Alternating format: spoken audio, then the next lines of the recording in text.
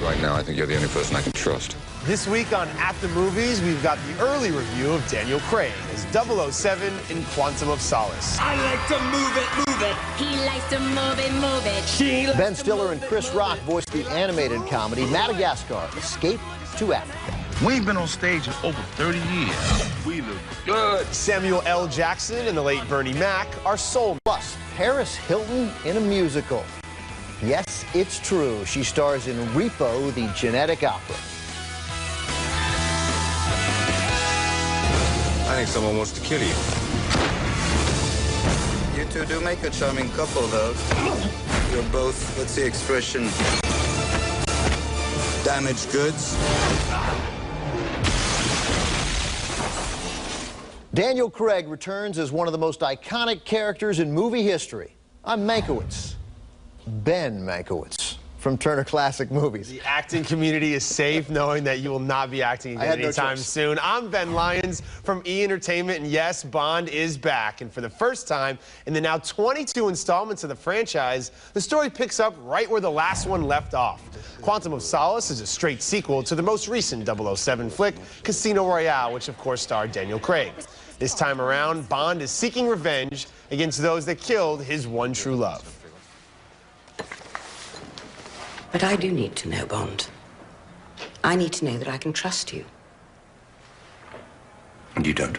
Well, it'd be a pretty cold bastard who didn't want revenge for the death of someone he loved. With a screenplay co-written by Oscar winner Paul Haggis, we reconnect with Bond as he looks to take down Dominic Green, the appropriately named environmentalist who is looking to take control of the water supply for various regions of the world. Daniel Craig has re-energized this franchise thanks to the Jason Bourne-like reincarnation of James Bond.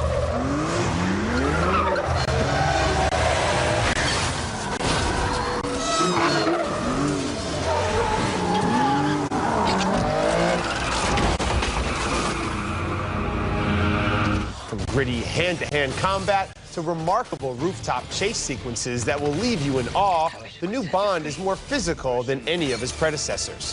While charm and a quick wit made Connery the best of the Bonds, it's Craig's brute force and Jackie Chan-style stunts that will come to define this latest reincarnation. So, despite the movie's pacing problems, I say see it. It's James Bond. Yeah, Ben, I debated this one for a very long time. Ultimately, I'm going to say see it because there are just some parts of this movie that are spectacular and look fantastic. It is a beautiful movie, wonderfully shot. Mark Forrester did a great job in the way the film looks. There are some of the action sequences that are literally breathtaking. That scene that many have seen in the trailer where the Bond and an enemy fall through the skylight and they end up in a fight that must last 4 or 5 minutes. I had a packed house, an audience, and they burst into applause. The action sequences were out of order. The movie is so heavy with action at the start. You literally start the film in a car chase that picks up supposedly 20 minutes where the last film left off, and then there's like an hour where nothing happens, and it really kind of takes the wind out of your sails for being so excited to see this movie. First of all, an avenging James Bond is an uninteresting James Bond. I mean, revenge is for Rambo. Bond is for breezy ferocity. And there was way too much Rambo in this movie, and not enough. It wasn't really glamorous enough for James Bond, and I didn't really find a reason to root for him. He's not charming like Connery or even Pierce Brosnan, and when he's so cold and callous and introverted in a lot of ways, he's not vulnerable like he was in Casino Royale. I find myself kind of just losing myself in the action, and that's about it. It is, as I said, it is beautiful looking, and the action sequences alone, I think, make it worth it for you to pay to go to such a high standard, which might be unfair for a film like this, but it's a good transitional movie in that it picks up where Casino Royale left off and sets up the next one nicely, and we understand what the Quantum of Solace is, and I'm not going to give it away. Next, Repo, the genetic opera. Now, earlier this year, we reviewed a movie called College, as you'll remember, an adolescent fantasy so thoroughly distasteful, so entirely without merit, I thought this is the worst movie of 2008. But you know what? There's a lesson here. In this job, mind the bold declarations of best and worst, because you just never know when Paris Hilton might make a movie. Sometimes I wonder why I even bother. Grave robber. Sometimes I wonder why I need you at all. Hilton is just a supporting player in Repo, a musical set about 50 years from now. With organ failures threatening civilization, a biotech company offers salvation to a degree. Organ transplants, but you got to buy them on credit. And if you're late with your payments, then the Repo Man will repossess your liver. Collect on the Handelman account at once. This payment is past due.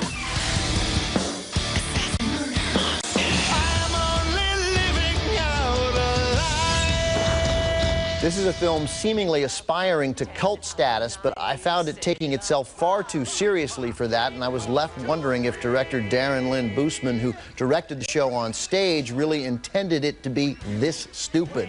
And that's never a good question to be asking. I say skip it. I hated this movie. I don't know if words can describe just how awful and disgusting and insulting this movie was to watch, to make. I never thought I'd say this, Ben, but Paris Hilton is better than this in a lot of ways. She has the option of popping up in movies and making fun of herself, and she's in on the joke on this one, but it's a bad joke. You want to go home and take a shower and clean off the filth that you've just been inundated with. I can't express enough how much I loathe this movie. I think you have. Okay.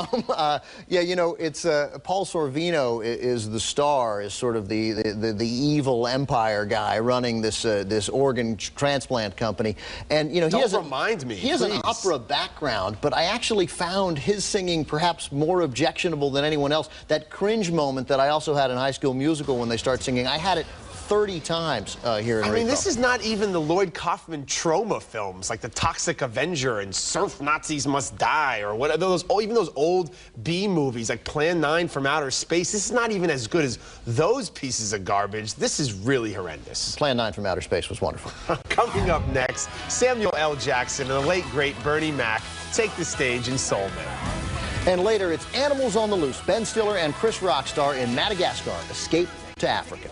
If you ever come to look us up in Manhattan, feel free to call first. We do this right, we can get a record deal. I ain't trying to make no comeback. I guess you don't care about the 40 grand. That ain't even enough. I got a lifestyle to maintain here. What kind of lifestyle, man? You got a pantry full of dog food, but I don't see no dog. Dog under the bed. You lucky he didn't attack your ass when you came in. Samuel L. Jackson and the late Bernie Mac star in our next film, Soul Men, about two Motown superstars who go their separate ways. This is the story of their comeback. They go on a cross-country journey to play a tribute concert for their group's old frontman.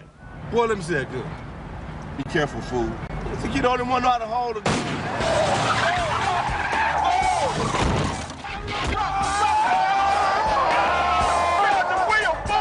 Along their trip, comedy is supposed to ensue, and despite a moment of laughter here or there, sadly the film never truly finds its voice. The most impressive aspect of Soul Men is not the chemistry between Jackson and Mac, which is there but somehow gets smothered in the film's excessively vulgar language, but it's their ability, or rather inability, to sing, as the duo does do a standout job knocking out several songs on the film's soundtrack.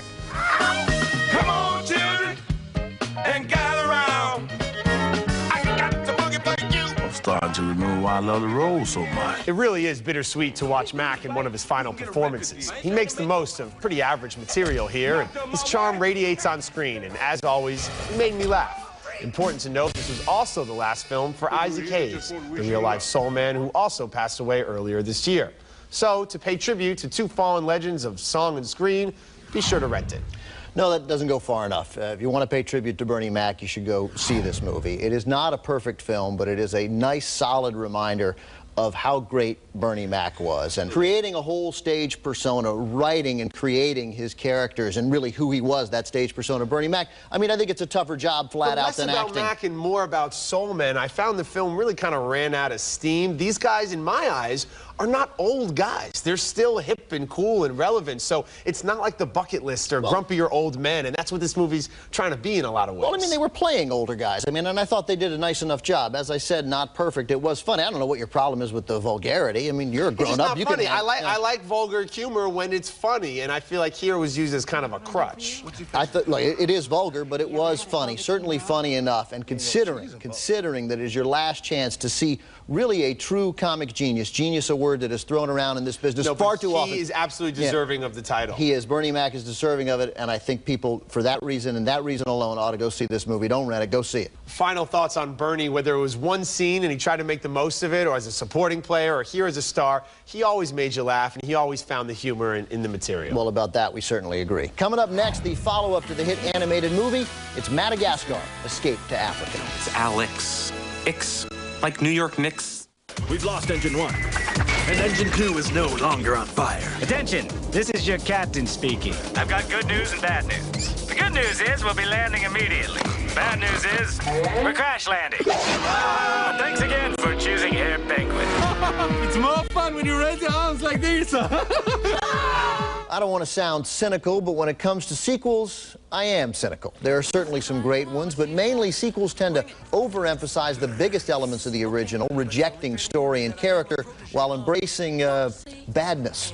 So heading into Madagascar, Escape to Africa, I was worried. Why don't you and your friends dig a latrine? Maybe find water. Hold on a second. Who made you king of the plane wreck? Excuse me. Fine. You can be in charge. You fix the plane. Who gives you the authority to put me in charge? Okay, then. I'll remain in charge. Yeah, that's right. You will remain in charge. And you and your little hippie friends can stay out of our hair. Correct-mundo. All the characters from the original are back. Ben Stiller is Alex, the showboating lion. Chris Rock, his street-talking zebra buddy Marty. Jada Pinkett Smith is Gloria the hippo, a female happily devoid of body issues. David Schwimmer is Melman, the hypochondriac giraffe afraid to tell Gloria how he feels. This time, a bizarre and largely unimportant set of circumstances send the animals not back to New York City, but to their ancestral home in Africa. Whoa. Where are we? San Diego. This time, I'm 40% sure. I think it's Africa. How? We offer only happiness and good greetings. Sorry. Here's the Mankiewicz test for family movies. Will the kids like it, and can the parents tolerate it? To get to see it, I think you need both, and Madagascar 2 gets it. The kids will love the animals, the dancing, the jiggling rear ends.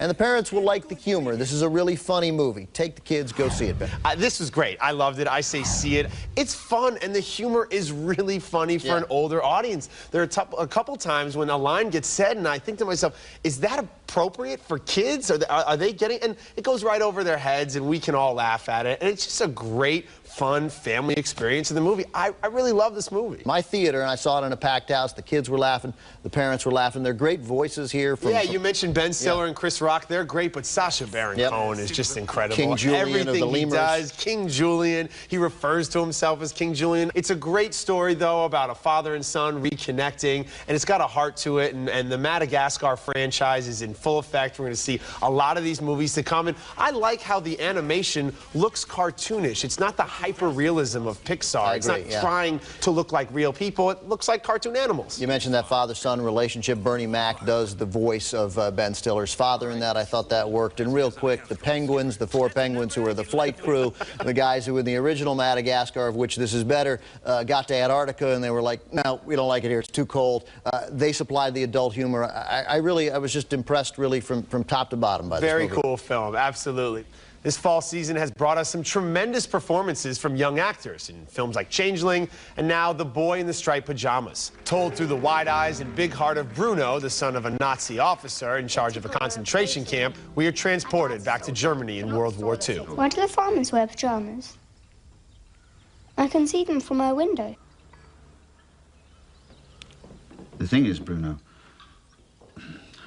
those people, well, you see, they're not really people at all.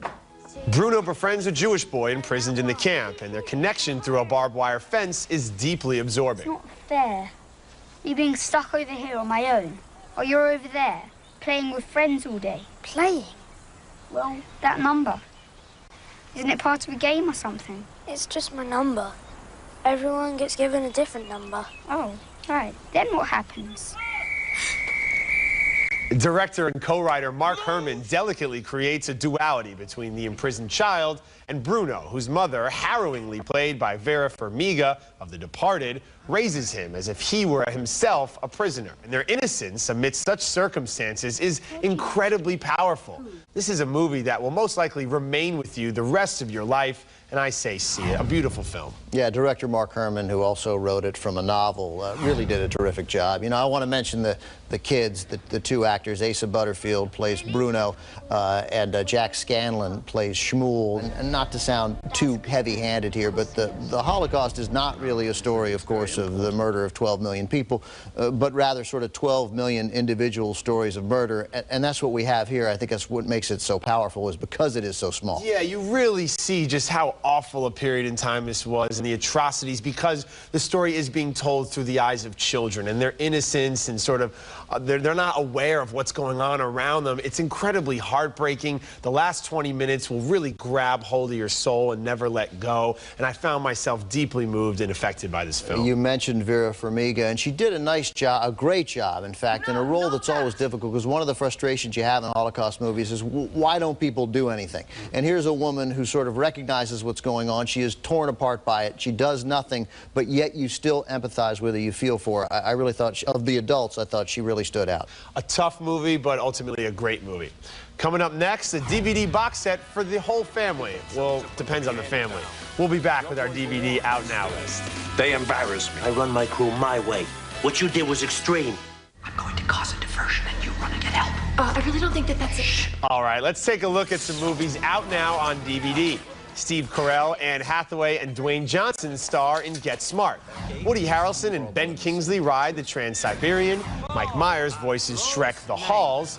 Plus, the all-time classic, A Christmas Story, comes out in Ultimate Collector's Edition. Ho, ho, ho.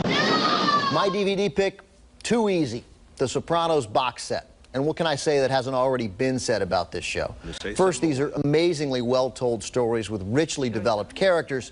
And The Sopranos really opened up television to a whole new genre of gritty, emotional honesty and human failure. Does your therapist ask questions about our marriage? I know that personal feelings are hard for you to talk about, so That's all we do is talk. Without The Sopranos, do we get The Shield, Rescue Me, Deadwood, 6 Feet Under, even Mad Men, or the only show that's actually better than The Sopranos, The Wire? I think not. I think they owe it all to The Sopranos. James Gandolfini, Jamie Lynn Sigler, Edie Falco, all iconic characters in the history of television. One of the great shows. Also hitting DVD this week, something for the fanboys. It's Hellboy 2. Ron Perlman stars as the imperfect and unconventional superhero alongside Selma Blair. We had over 70 guests reported. We have no survivors. Same story here, babe. Don't call me babe. Hey, I said, hey. It's director Guillermo del Toro's eye for the fantastical that has kept the comic franchise alive and profitable. In a competitive summer for superhero movies, Hellboy stood out thanks to Perlman's performance and del Toro's passion for storytelling. Even if you haven't seen the first one, you'll be pleasantly surprised by the sequel. So both Hellboy 2 and The Sopranos, the complete series box set, will be in stores on Tuesday. Want to know what you can't miss this weekend? Stay tuned for my 3 to see. Closed captioning for At the Movies is sponsored by... Whoa! That was awesome. This holiday, start a new tradition with Hal and Holly Moose with your child. Make each adorable moose for just $18. And right now, make both together and get their storybook for free. Only at Build-A-Bear Workshop, where best friends are made. Hotel provided by Park Hyatt Chicago. Chicago's award-winning hotel and luxury dining experience. Located in the heart of Chicago's Magnificent Mile on Water Tower Square. Okay, time now for my 3 to see. My picks for the 3 movies you have to check out this weekend. Number 3, again, you know, the farther away I get from Rock and Roller, the more I really like this movie. Guy Ritchie has now perfected the London likable hoodlum movie. Gerard Butler and Tom Wilkinson are great as usual, but see it for Mark Strong, Idris Elba, Tom Hardy, and Toby Kebbell. And Jeremy Piven and Ludacris, in the few scenes they have, the only Americans, make it really enjoyable. I agree. Number 2, Saw 5. It's like Saw 4, but 25%. No, Mank. No, go see Zach and Miri make a porno. Just be clear, though, my mom is watching, and she should not see this movie under any circumstances. For the rest of you, go. It's dirty, but amusing and sweet. And at number 1, Soul Men. We talked about it during the show. Of course, the term genius, as we said, gets tossed around way too much in Hollywood, but Bernie Mac was a comic genius, a truly innovative voice, and Everybody should try to see one of his last films. It's not a great movie, but his passing was a great loss. Above the Rim, Friday, the entire Ocean's franchise, one of the funniest guys in the history of The Bernie Mac Show. Absolutely. Okay, recapping the movies on this week's show. We both say to see it for Quantum of Solace. It opens next week. And we both say skip Repo, the genetic opera. We split on Soul Men. I say to rent it. Ben says you should see it. We both say you should see Madagascar 2. And we both say you should see The Boy in the Striped Pajamas. All right, everybody, that's it for now. Remember, though, we are always online at themoviestv.com. Right now, we'll leave you with a look at movies coming up on our next show. And until then, you'll see us at the movies. You brought a snack. Now he's coming after me? He's got unparalleled senses, absolutely lethal. Streusel? Streusel? If you love streusel, you'll love our coffee cake pancakes covered with streusel and fruit topping. IHOP. Come hungry, leave happy. Dankeschön. Gesundheit. Activon Ultra Strength for powerful pain relief. A convenient applicator means no messy creams. Activon, applied directly where it hurts for joint pain, muscle pain, arthritis, and backache. The rhinovirus, a leading cause of the common cold.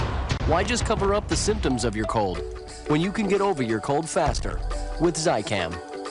7 out of 10 people may have a magnesium-deficient diet. To find out if you're one of them, ask your doctor. Or for more information, go to slowmag.com.